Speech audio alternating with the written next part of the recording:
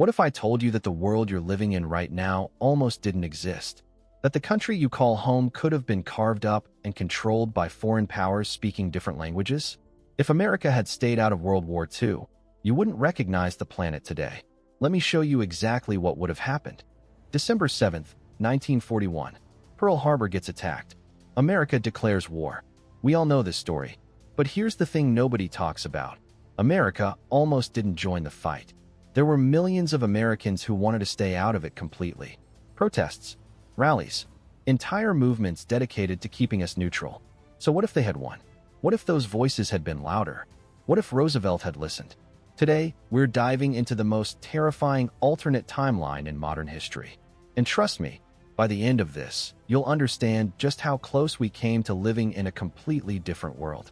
Before we get into what would have happened, you need to understand how bad things already were by 1941. This wasn't some small conflict overseas.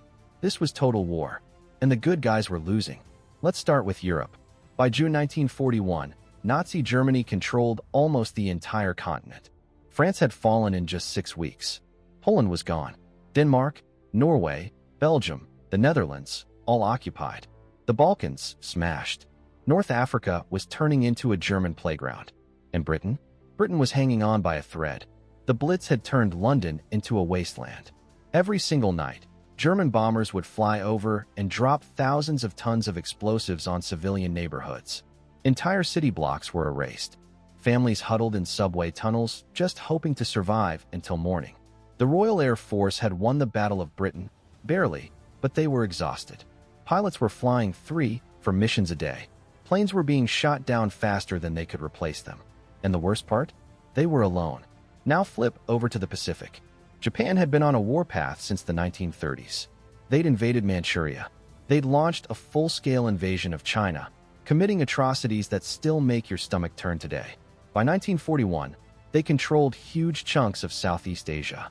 French Indochina, which is modern-day Vietnam, under Japanese control. They had their eyes on the Dutch East Indies, modern Indonesia, because of the oil fields. And they were preparing to sweep through the Philippines, Malaya, Singapore, and possibly even Australia. The British were stretched so thin they couldn't defend their own colonies anymore. The Dutch had already fallen to Germany back in Europe, so their Asian territories were sitting ducks. China was being bled dry, losing millions of people, with almost no outside help. And the Soviet Union? They'd just been invaded by Germany in Operation Barbarossa. 3 million German soldiers smashed across the border in the largest invasion in human history. Soviet forces were retreating so fast, they didn't even have time to bury their dead. Entire armies were being encircled and destroyed. By December 1941, the Germans were literally at the gates of Moscow. So here's where America comes in. We were the only major industrial power that hadn't been touched by the war. Our factories were running full speed. Our military was growing. Our economy was booming from selling weapons and supplies to Britain. We were the arsenal of democracy, but we weren't in the fight. Not yet. And there were a lot of people who wanted to keep it that way. The America First Committee had over 800,000 members. Charles Lindbergh, one of the most famous men in America, was giving speeches to crowds of 40,000 people, saying we should stay out of Europe's problems. Polls showed that nearly 80% of Americans didn't want to join the war. Roosevelt knew we needed to fight, but his hands were tied. He couldn't drag the country into war without public support. Then Pearl Harbor happened. Japan made the decision for us, and everything changed. But what if they hadn't? What if Japan had decided to leave American territories alone? What if they'd gone after British and Dutch colonies instead and avoided provoking us? What if America had just kept selling weapons and watching from the sidelines? That's the nightmare scenario we're exploring today. Let's start with Europe, because that's where the dominoes fall first. Without American troops, without American ships, without American planes, Britain doesn't survive. I know that sounds dramatic, but look at the numbers. By 1942, the United States was sending Britain over $11 billion in equipment through the Lend-Lease program. Tanks, aircraft, ammunition, food, fuel, everything. Without that, Britain's war machine grinds to a halt. They can't feed their population. They can't fuel their planes. They can't replace the ships that German U-boats are sinking in the Atlantic. And those U-boats? They're about to win the Battle of the Atlantic. In our timeline, American destroyers and escort carriers turned the tide against the German submarine fleet. Without us, the convoy stopped coming. Britain starves. Churchill has two choices: negotiate a peace treaty with Hitler, or watch his country collapse into famine and chaos. Either way, Britain is out of the war by 1943. Now here's where it gets even worse. The Soviet Union is barely holding on. Stalin is throwing millions of men into the meat grinder, trading lives for time. But he's running out of both. In our timeline, the Americans and British opened up a second front in North Africa in 1942, then Italy in 1943, and finally France in 1944. Every single one of those operations pulled German divisions away from the Eastern Front. Without those operations, every single German division stays focused on the Soviets. Do the math. The Soviets are now facing the full weight of the German military with no relief. No second front to split Hitler's attention. No American supplies pouring in through Murmansk and Vladivostok. The Soviets were already getting thousands of American trucks, trains, aircraft, and tons of food through Lend-Lease. Without that, their logistics collapse. They can't move troops. They can't supply their armies. They can't sustain offensives. The Eastern Front turns into a slow, grinding German victory. It might take until 1944 or 1945, but eventually, Moscow falls. Leningrad falls. Stalingrad, if it even happens, ends in a German victory. The Soviet Union either collapses completely or is pushed back beyond the Urals into Siberia, broken and irrelevant. By 1945, Nazi Germany controls everything from the Atlantic Ocean to the Ural Mountains. They've got the oil fields of the Caucasus. They've got the grain fields of Ukraine. They've got the industrial capacity of France, Belgium, and Czechoslovakia. They're the undisputed superpower of Europe and Western Asia. Now let's talk about the Pacific, because that's somehow even worse. Without America in the fight, Japan runs wild. The Philippines fall in early 1942, just like in our timeline. Except now there's no General MacArthur promising to return. There's no return. It's just over. Tens of thousands of Filipino and American soldiers either die in battle or end up in prison camps where they're worked to death or executed. Japan moves south. They invade the Dutch East Indies and seize the oil fields. They invade British Malaya and capture Singapore, the so-called Fortress of the East, which the British had claimed was impregnable. It falls in a matter of weeks. Hong Kong falls. Burma falls.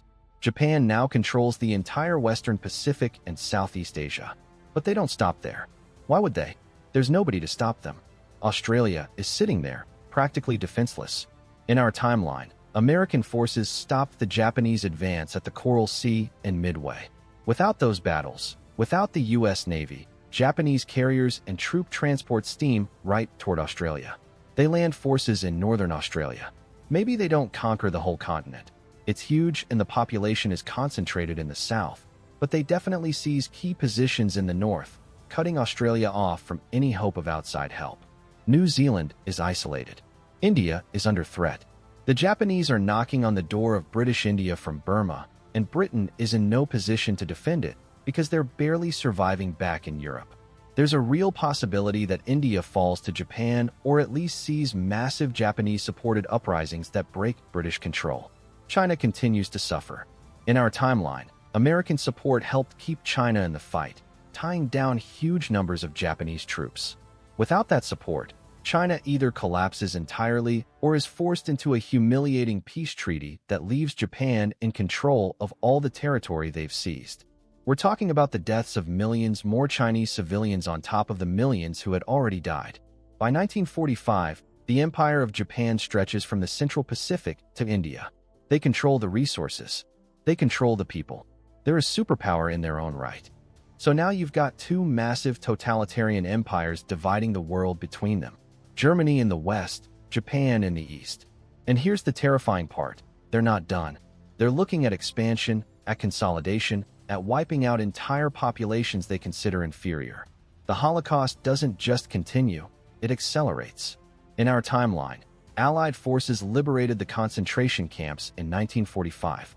In this timeline, there are no liberators. The camps keep running. The gas chambers keep operating.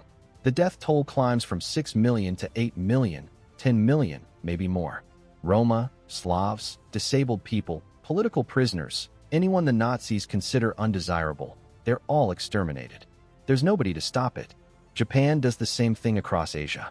The atrocities they committed in China, in Korea, in the Philippines, those don't end in 1945. They continue. Comfort women, forced labor, medical experiments, mass executions. All of it continues for years, maybe decades. And the atomic bomb? That's the wild card.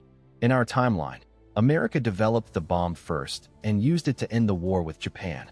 In this timeline, America might still develop it, but we're neutral, so we're not using it. Germany's working on it. Japan's working on it. The Soviets, if they still exist, are working on it. Somebody's going to figure it out eventually. And when they do, there's no international framework to control it. No United Nations. No treaties. Just raw power in the hands of regimes that have already proven they'll use any weapon at their disposal. Imagine Germany testing a nuclear weapon in 1946. Imagine them using it to finally crush any remaining Soviet resistance. Imagine Japan using it on Chinese cities to force total surrender. That's the world we're talking about. Here's the moment where you realize how different everything would be. There's no NATO. There's no United Nations. There's no World Bank or International Monetary Fund. There's no Marshall Plan rebuilding Europe.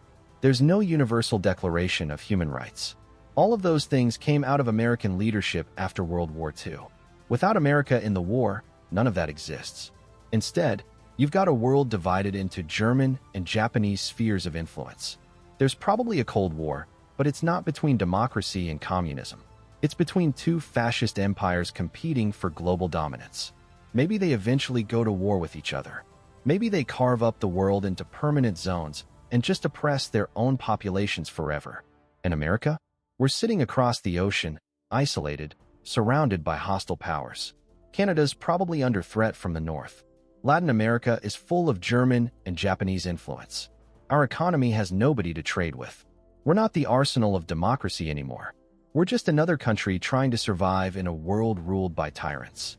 The freedom you take for granted right now, that doesn't exist. The internet you're watching this on probably doesn't exist because it came out of American innovation in a free society. The global economy? Shattered. Modern medicine?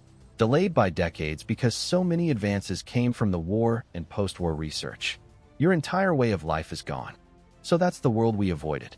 That's what happens if America stays out of World War II. Europe falls under Nazi control. Asia falls under Japanese control. Tens of millions more people die. The Holocaust continues unchecked. Entire cultures are wiped out. Technology and progress are stifled under authoritarian regimes. And the world becomes a much darker, much more brutal place. It's easy to look back and think World War II was inevitable, that the good guys were always going to win. But that's not true. The good guys almost lost. Britain was on the edge of collapse. The Soviets were bleeding out. China was being torn apart. If America had stayed neutral for just a little bit longer, if Pearl Harbor had never happened, if the isolationists had won the debate, everything changes. The world we live in today, the freedom, the prosperity, the peace, as fragile as it sometimes feels, all of it came from the sacrifices made during that war. American soldiers, British soldiers, Soviet soldiers, resistance fighters across Europe and Asia, they all played a part.